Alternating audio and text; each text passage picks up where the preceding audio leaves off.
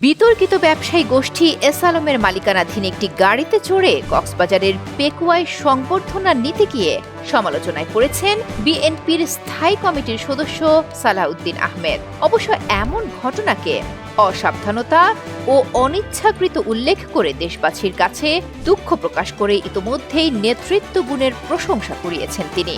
শুদ্ধ চিন্তার মানুষ, ভদ্র ও দক্ষ রাজনীতিবিদ এমন ভুল কিভাবে করলেন, তার ব্যাখ্যায় খোলাসা হয়েছে বিতর্ক।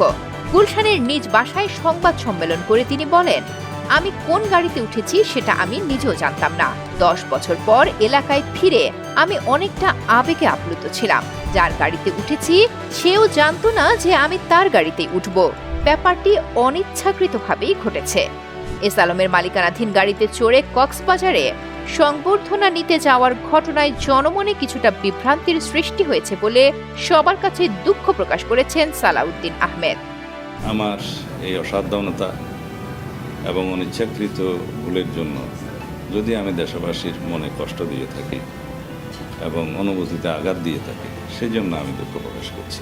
নিজের অনিচ্ছাকৃত ভুল স্বীকার করার মহত্ব বহু বছর পর একজন রাজনীতিবিদের কাছে দেখল বাংলাদেশ।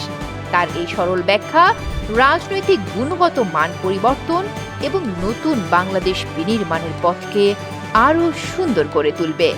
এমনই ইতিবাচক আচরণ বাংলাদেশের জনগণের হৃদয়গত আকাঙ্ক্ষা।